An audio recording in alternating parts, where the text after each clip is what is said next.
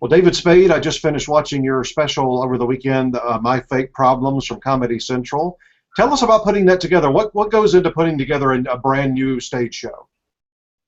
Chris, good question. Let everyone soak in my crummy house. Got like a cork board behind me, from old pictures from like 15. I started to use that, and then like 7 years later, I go, I never put anything else on there. There's a good picture right there, old SNL.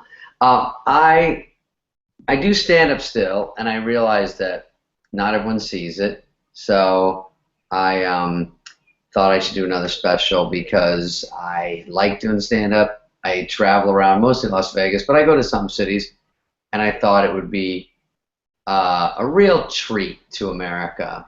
I really feel like I owe America this. No, I'm kidding. But I did one a long time ago for HBO, and given in the old days, an HBO special, you might agree, was sort of a pretty huge deal. Like, let's say 12 years ago, where that was pretty much the only game in town. So, you grew up, your George Carlin, I think Richard Pryor had one, and a lot of my favorite comedians would have them. So when I got one, a lot of comedy fans saw it. Now, in this day and age, it's a little tougher. I'm trying to look less gross for the fans. In this day and age, we went with Comedy Central for a few reasons, because I haven't done one in a while, and I thought I want to do one. But and I'm gonna answer another question that you're not answering. You're actually not even gonna talk on this whole thing. A big thing that happens, Chris, is that comedians get scared to do a special because they have to throw away all their jokes.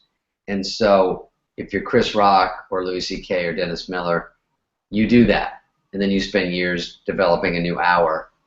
And I'm too lazy, and a lot of comedians are. It's just so hard to find those jokes that really work. And when people come pay in Vegas, it's $80, or if it's a club, $40. I owe them a solid show. So Comedy Central, one reason I did it for them is because I've worked with them before, and also they have commercials in some of it, so not every goddamn joke in your act gets burned out. So I thought, oh, I'll save about 20 minutes for when I'm on the road. But the truth is, once I saw it, I wanted them to see all of it, and that's why you can buy it. I mean, it's good you can buy it too. So I wound up liking it a lot, and I think I will rotate new jokes in, but it won't be a 100% new show. I just sort of think it's like when you see Journey, you want to hear Don't Stop Believing. You got to have a few jokes in there they've seen that they like, and then try to do some newer ones. You know what I'm saying? Or am I making any sense? Yeah, yeah. I've heard Jerry talk about that before, Jerry Seinfeld, about how he wants to totally, come up with a brand new act every few years. It takes him months and years to come up with that. Yeah, he's better than me. He's great, and I, in fairness, when I was a full-blooded comedian, which got me into this business, I was really on top of it because I would go on 5 shows a week, 7 shows, Now I don't get to. I'm usually on a TV show or on a set of some sort. I just can't put the effort in, but I really have a lot of pride in the jokes, and I love writing it, so I still work on it. I just don't have the outlet as much, and when I do it, I try to practice around here because I don't want to give the crowd a crummy show. Unless they just don't think I'm funny, that happens, but overall, I try to do a good job, so it's hard to get back out there. Like Chris Rock, he'll do 6 months on the road before he does a year prepping for his special. So that's tougher for me. I can't do every night like that anymore. It's just not, and Rock doesn't do a TV show, so it's different. One thing I like about your career, though, you talk about preparing and outlets and stuff, is whenever I see your name on a talk show lineup for that particular night, I know it's going to be good because you're one of the few that really come prepared. Wow, that's nice of you to say, and that means a lot because I really do. And in this day and age with these talk show wars, which are very real, it's very tough out there. And even just to get on a Letterman or Jimmy Fallon or Kimmel, these shows I like, Ellen, you have to be solid or they will move you to the second guest. And I'm not always promoting something. I mean, I usually am on Rules of Engagement, or when I was on Just Shoot Me, or there's Grown Ups coming out, or the special. There's usually something to talk about, but sometimes they just call and say, can you come down? We need a guest, and we think you can help us during sweeps or something, that's a big compliment because I work on it. I was just talking to Dana Carvey just today, and he does the same thing. Chris Rock, same thing. If you're invited to those shows, Sandler's like this too, you have to try. Because a lot of these actors get on and go, oh, I got to do Letterman. I tell them, don't book me Letterman, then Jimmy Fallon, and then Regis, or not Regis, that's how old I am. Or the other shows, because I have to put a lot of thought in it. I even switch it for the host. For Ellen, I do stuff, you know, a little more daytime about my mom or the kid or these type of things. It's a little rougher on Jimmy Kimmel and Jimmy Fallon. I can do SNL stories, and it's sort of tailored for each one. So it's hard to do, and then hard to sort of remember your stories and be improvising anything that comes up. You know. Well, you well know from watching these shows. I mean, a lot of people just show up and they're going to answer the questions. They don't really. They do their pre-interview, but they don't really come out with material like you do. Right. Last time I was on Kimmel, I did a bit, which I would love to do even in a show. It was about a pre-interviewer because it's such a sort of known thing to people, but it's not as known as it is in the real Hollywood world of you don't go on those shows without everything being vetted. Like there is no real spontaneity. There is some, but it's not planned. I mean, you walk out and they're like, how's your dog? How was your 4th of July? It sounds very casual, but they have talked to you beforehand about all those stories. And I played a pre-interviewing segment producer interviewing Julie Bowen and just shooting down all her ideas. Because what happens is sometimes you do these shows and they politically it disagrees with the host. So they go, oh, I wouldn't do that. And you go, oh, I have a funny story about my dog. Oh, his dog died recently. Please don't bring that up. And you're like, ugh. So you have to sort of get around that person and get through that process. And then your favorite story you want to tell, they sometimes say, that's at the end after the second commercial. I'm like, I'm not even out there after the second commercial. They go, oh, yeah, you might not get to it then. So they sort of control your destiny out there. And as Chris Rock says, he goes, take the one thing they don't want you to do and open with it. Go right out and say it to the host. That'll shake it all up. I go, well, it's a good way not to get invited back. But if it works, they love it. If it doesn't work, you don't get invited back. Yeah, I've had the fortune of talking to Bob Newhart last summer and David Steinberg a few weeks ago, and they were talking about Johnny Carson. And they said, now, he wouldn't do this for many people, maybe 5 or 6 people that he really felt like he could do this for, but they would do the pre-interviews all those years. They'd come out, and he would totally throw it out and ask them about things that they were not prepared for at all. But they love that, and the audience loved that. Yeah, I mean, I am sort of in show business, and I did not know this is how it worked. Like, I thought I was tricked, and it's a very smooth trick. It's like Santa Claus, where everyone's in on it. Like, they do not make it seem like they're prepping these questions for you, you know? And they're feeding you, and you're sort of prepared to talk. If you're a mom, if you're Jennifer Garner, and you're at home all day, you talk about your kids, and then you go on the next show and you tell the same story. Next show, same story. We did a funny thing on the Showbiz show where we had Vin Diesel start a story on one show, like, you know, Regis and Kelly, and he did it on 8 shows, so we just continued the story on all 8 shows until he finished it, because he had one, like, funny set story. And it was sort of outing him, but the truth is we've all done it. I'll sort of say, I saw Amy Schumer, and she's like, I said some joke was funny she did. She goes, could I do it on Stern, and then you think I could do it also on this? And I said, what I do is do, like, it on Letterman and then maybe on the Today Show, because they're sort of a different audience. You can get away with it. But if you go Kimmel and then Fallon and do the same thing, you might get people going, didn't you just tell that the other day? So it's tougher than it seems, even though to people listening it all sounds like stupid, but it's a little hard. And then well, now that everybody's in New York almost, it's really getting on my nerves when you've got somebody out doing a movie and you know that they're doing that week of, I mean, they'll do like Dave, Jimmy, Seth, and say Jon Stewart all in a week, and they'll show the same clips and tell the exact same stories. Yeah, they're coming here. I think I did something wrong. Am I dark? No, you look good. Just made this black. Oh. What does that mean? It's like part of it. I did something wrong. Let's cancel. Ooh. Oh, there you go. Ooh, sorry. Oh, you're good. You're good. I almost tapped out.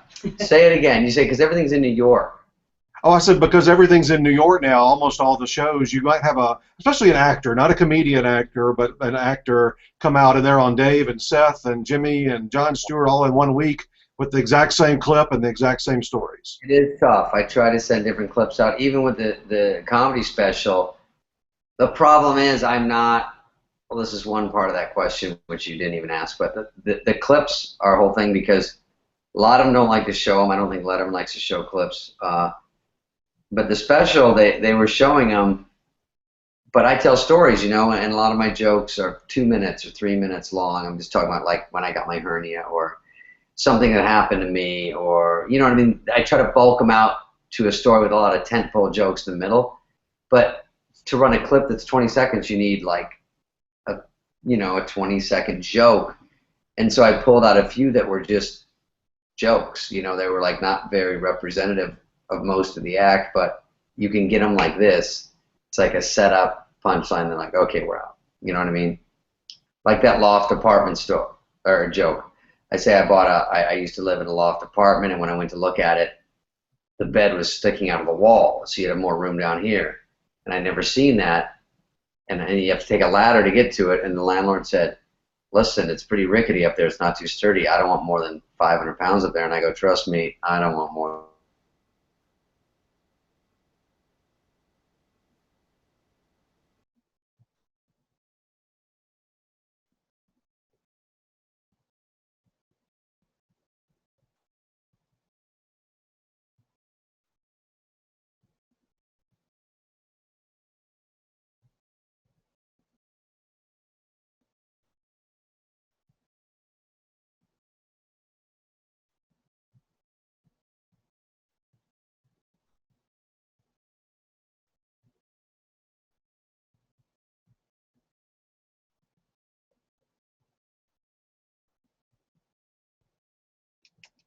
Go ahead. This is such a dumb story. I'm going to have to have a statue. Yeah, Oh, there you go. There you go. And hope he does it. Oh, I'm Froze you sorry, about buddy. 30 seconds there, but you're back. I was so good. It was my best stuff. You missed it all. Right on the punchline, you were gone. No, really? Yeah. On the loft one? Now they'll have to watch the special. Oh, my God. I know. People are going to watch just because of that. They'll be like, I got to get to the end of that doozy. I look so stupid. My hair is still wet. I have no makeup on. I realize this is how I look in my house all day, and I feel horrible for anyone that comes over. I don't look at the screen when I talk to you because it's a second behind, and I look nuts. So I keep looking over here. Well, in the live version, it looks okay. Okay, good. Yeah, yeah. I want to do all these filters to myself, like I'm on Instagram. There's nothing I can do. I'm helpless. Well, I got to ask you about one section of your special. We're an awards website, so when you started talking about the Oscars, I love that. What? Tell us your theory on the world of Academy Awards. I think I was saying that when people ask me if acting is easy because it looks easy on TV, they go, "Oh, grown-ups looks like it's easy," and it is. I mean, it's so funny to make it sound harder than it is. I mean, some people are very good at it. 5%. The rest are just sort of hitting their mark. And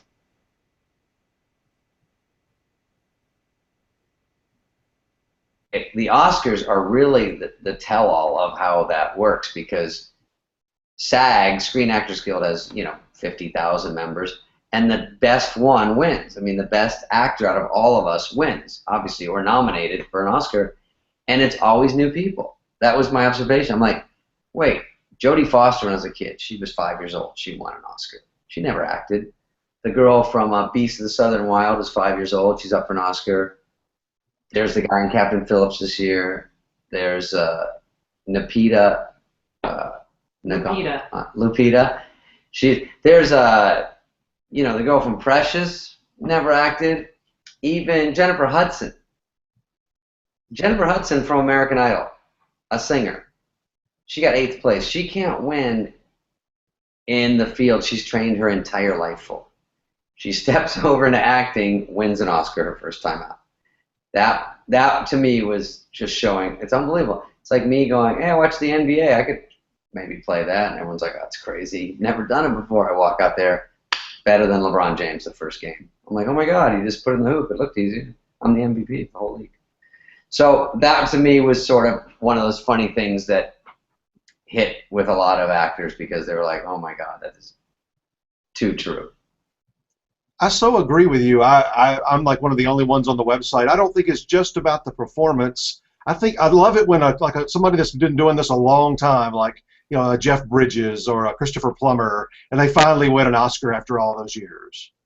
Yeah, because they could be the same year as like The Godfather, or then the next time they do a great performance, it's just there's some one performance where someone maybe never does it again and they get an Oscar. So I do like the idea of being rewarded for a career because they deserve it. There's people that are very, very good.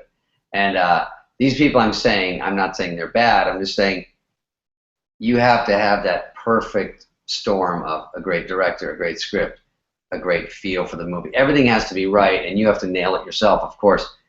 But in the right hands, sometimes you can really, that's why everyone goes, I want to work with a good director, because it's a big percentage of it is how they're going to make you look. Yeah, the worst example I can ever remember of just bad fortune, and it lasted his whole career, was Peter O'Toole comes out, gives the performance of his career in Lawrence of Arabia, and that year he comes up against Gregory Peck in To Kill a Mockingbird. Yeah, and that happens, and then there's some famous ones where a movie that wasn't considered, movies over time, I think, do better. Tommy Boy, when it came out, wasn't, I'm not comparing it to an Oscar movie, but just in my life, 10 years later, you can always tell what movies sort of resonated, and I have a few that did and a few that didn't. But those movies you hear won an Oscar, you look at 20, 30 years later, the movie that lost, you remember now. The other one you never even heard of. Or the performance. You go, who was that guy? That's the hard part to predict. Yeah, I totally agree with you. They said at one time that there ought to be, maybe not the Oscars, but some kind of an award that's like a decade later, that you retroactively look back at a decade ago and pick out what is the best now. Yeah, you go. Oh, don't worry, don't freak out. There we go. Oh, there you go.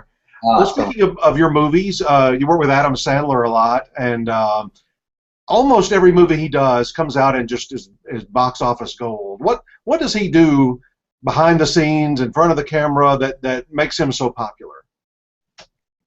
That's a good question. I can't. Obviously, everyone's trying to bottle that and sell it. It's always the fun thing about movies is it's still unpredictable. The last Johnny Depp movie, the most reliable guy, didn't do well. I mean, it's so hard to say what's going to work and what's different. That's the fun of it. That's the gamble. I sort of like that it's not a guaranteed anything. But Adam is about as close as you can get. I mean, aside from he's very likable, he's got a good everyman quality.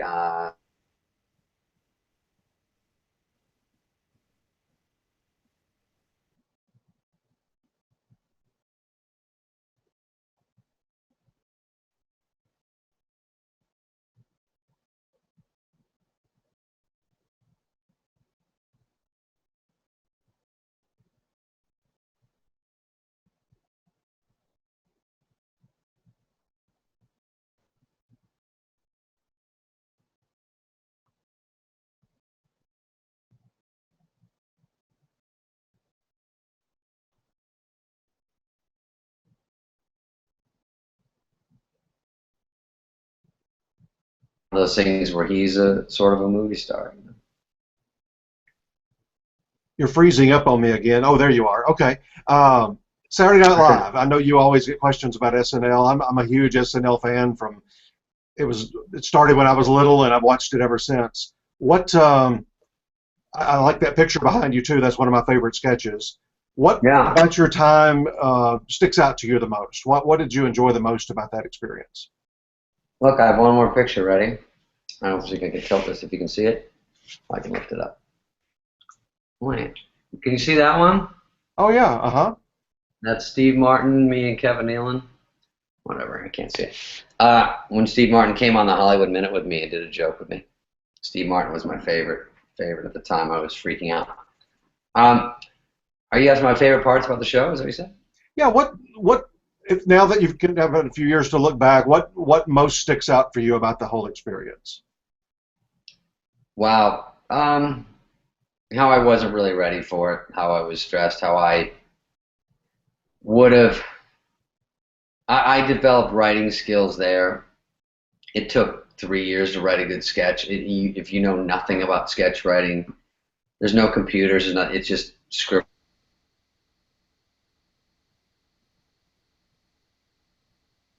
Was a sort of funny comedian that got hired, and when they say you're a writer too, I was like, I don't want to be. I just want to write for me and have people write for me. That would be great, but wasn't the case. So I don't know how I could have prepared for that tough and the pressure I put on myself. And I think it's nice if people, even like you, that remember I did stuff on there that was funny, because when I was there, I could have been beat down more. Like, you're not getting stuff on for weeks at a time. I mean, in my 6 years, I probably got a solid year's worth of good stuff on, you know, and consistently being on. But when I'm there, I'm off for 4 shows.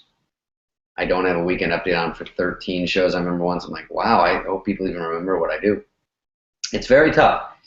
I would have learned to sing.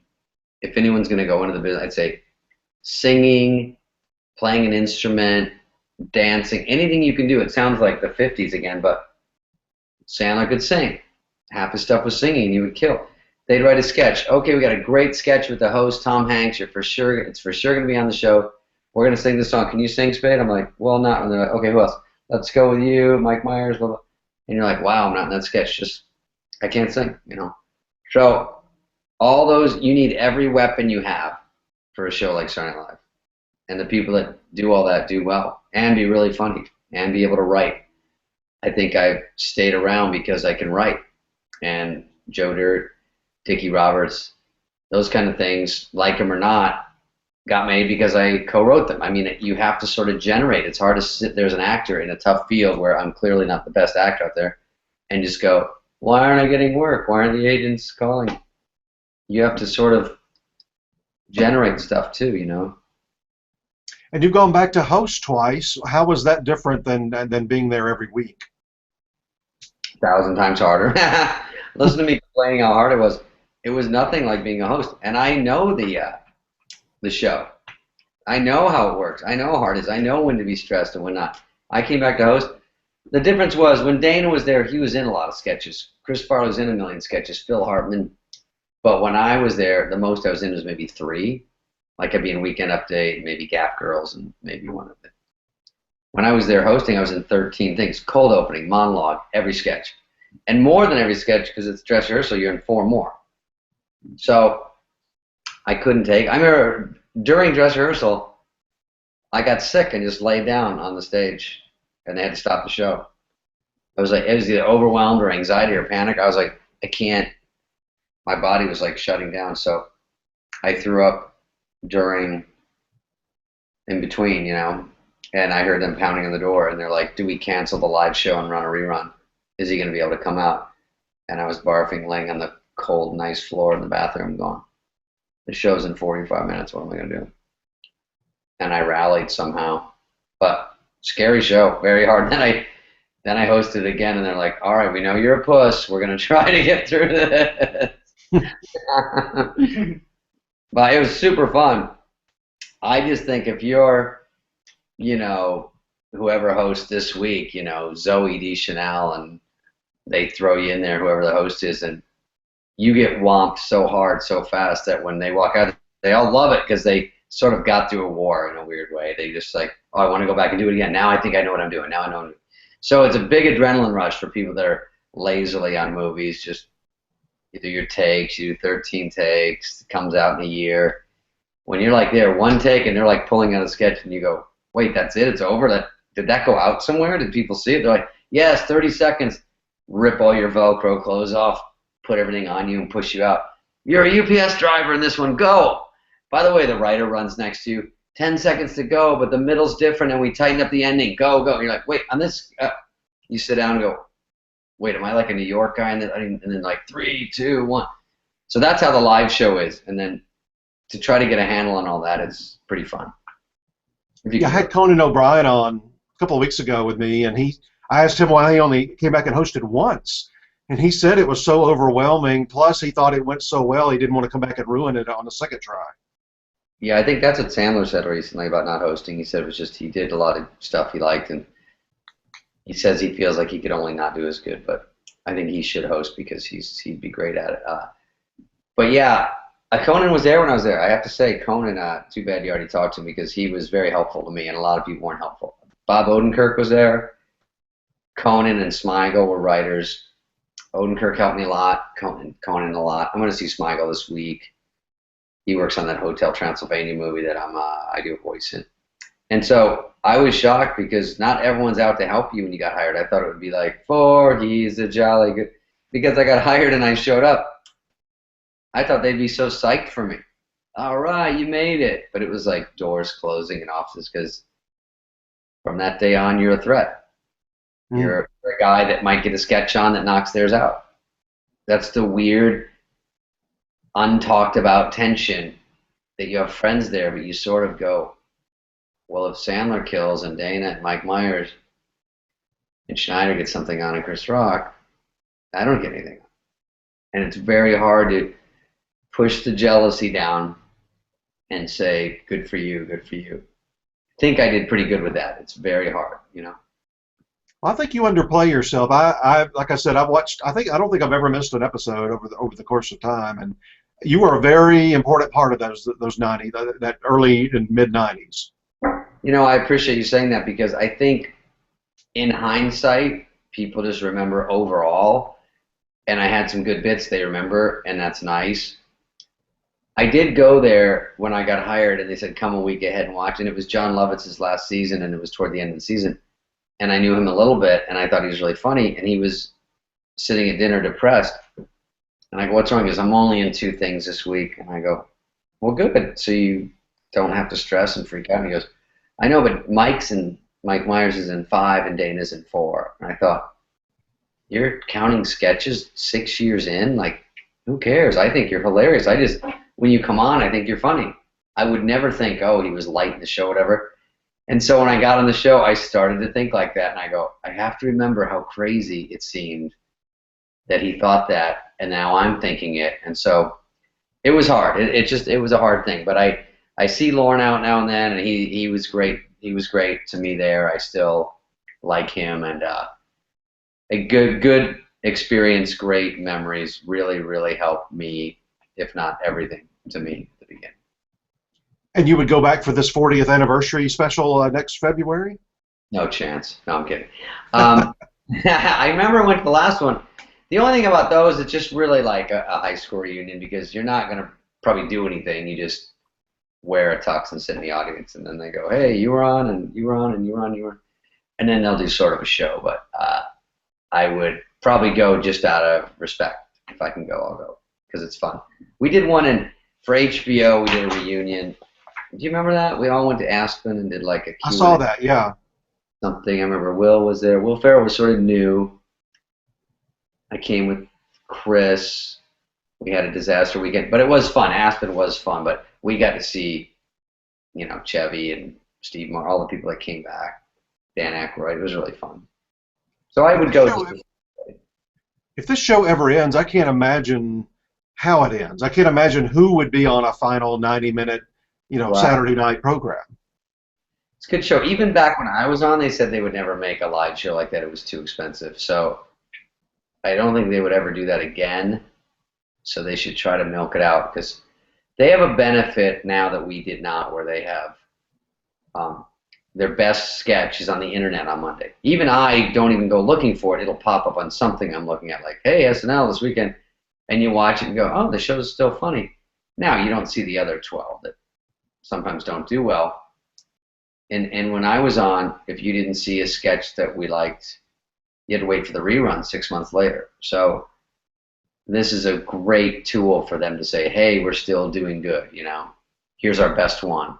And then people go, that show's still funny. It's just casually in the air that it's still good, but maybe the whole show wasn't great, but you get a good, most people don't watch the real show. They tape it or they see a sketch and go, good stuff. Oh, it's definitely instant analysis now. When I go on, I'm usually up late on the weekends, and I go on a couple of hours after it's over, and there's already columns, you know, best sketches, worst sketches. What do you think? We didn't have that. How funny. I would have liked the feedback because we had to go by people you run into, and now you have Twitter as a tool to have people say they hate you, which is nice. So I would have to wait to run into people to have them tell me I'm horrible. But yeah, I think all that stuff helps. That feedback sometimes helps. A lot of actors and comedians I know secretly look at that stuff because you can get the people that aren't crazy or really, really mean. If they just constructively say, I like this better, I wish you do this more, blah, blah, I think you can learn from that. Yeah, I agree. A couple of Emmy-related questions. You're on the ballot this summer for Best Variety Special for this Comedy Central special we've been discussing. You've been nominated 4 times before. What would that mean for you to get back in that Emmy race this summer? You know, it would be really fun because I think if I'm wrong, was it 3 times as a writer on SNL and then once for Just Shoot Me? Yeah, that's right. That's right. And then 2 Golden Globe things. That was Just Shoot Me. So I had to cram that in there.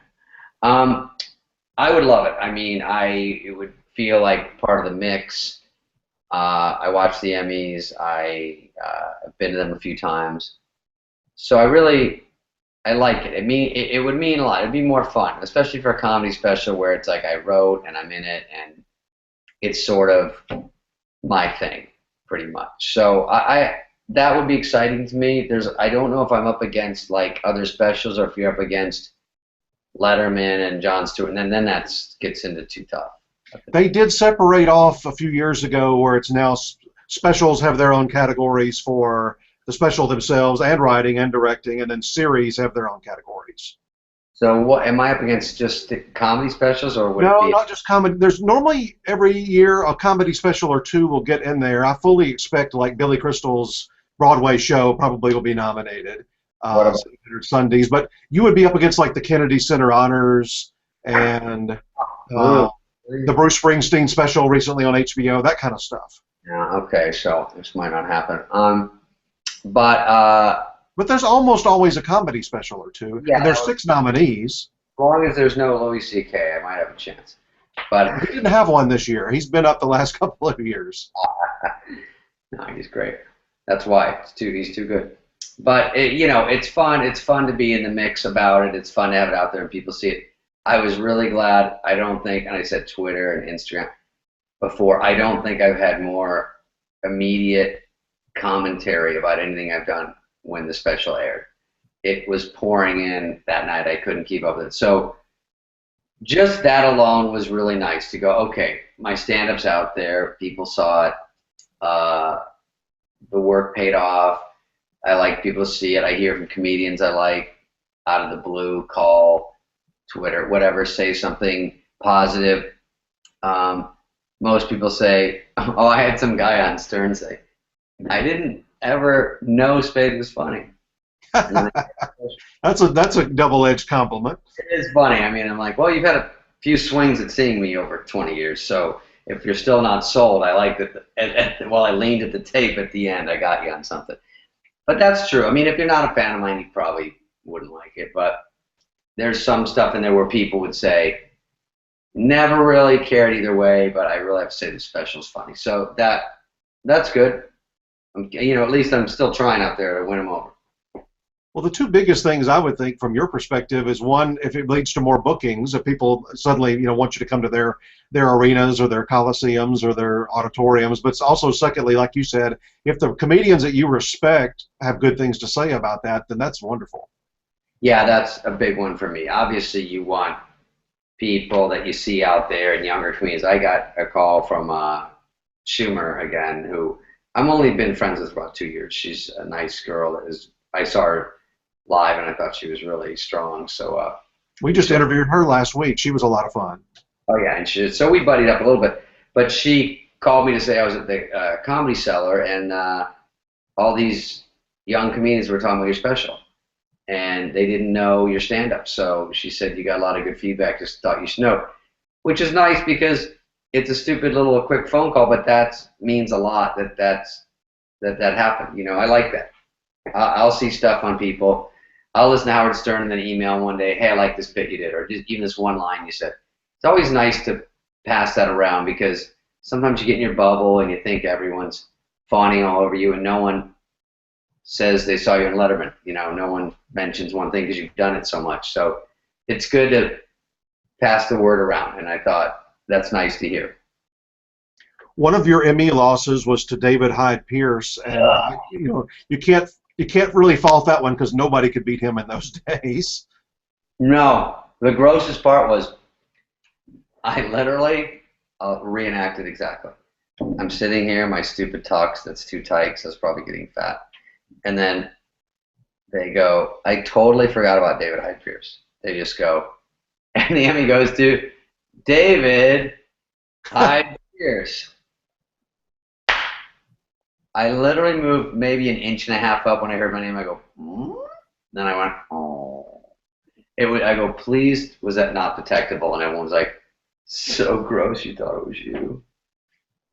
Oh, there's a couple of good Oscar stories about that. I don't remember. I mean, there's more than two, but way before TV, Frank Capra won one year, and there was another Frank director that actually got up out of his seat thinking they'd called his name way back in the 30s. And then the year that Richard Dreyfuss won, Richard Burton had been nominated at the Oscars like 6 or 7 times, and they said Richard, and he thought, okay, this is it, and he didn't win. Well, Golden Globes, I got whomped one year by Gregory Peck, who I'm always seeing at auditions. Well, that brings everything full circle. That you're like Peter O'Toole. Yeah, can you believe Gregory Peck was in Moby Dick? Of course I remember this because I was, first of all, at the Golden Globes, I'm sitting in the back in, La Mirada, where they seat the TV people, and then I need a trolley to get up there even if I won. But they go, Gregory Peck, and I'm like, Gregory Peck? I'm up against him somehow? It was literally a supporting actor in TV, miniseries, or movies on TV. So it was like, or drama, so me and guys from ER. The fact that I made it that far was good. And then Gregory Peck won for 90 seconds in Moby Dick, and he goes, I can't believe I won. I was only on the screen for 90 seconds. I'm in the back going, I can't believe it either. And then Don Cheadle the next year beat me. So at least I'm getting beat by good people. That's right. That's right. You couldn't forgive it if it was somebody you didn't respect. Yeah. So if the Kennedy Center Honors or Bruce Springsteen or Billy Crystal beat you this year, that's okay. I'm ready. I'm bracing myself, but I do. I appreciate you talking to me, and I appreciate getting the word out. And if people get to see it, that's the fun part. And if I win awards for these blank walls, that'll help too. Well, I really am glad I watched it this weekend, and I'm a big fan of yours all the way back to SNL, and it's really good to talk to you today. Thank you, buddy. I appreciate it, and thanks to people who watched.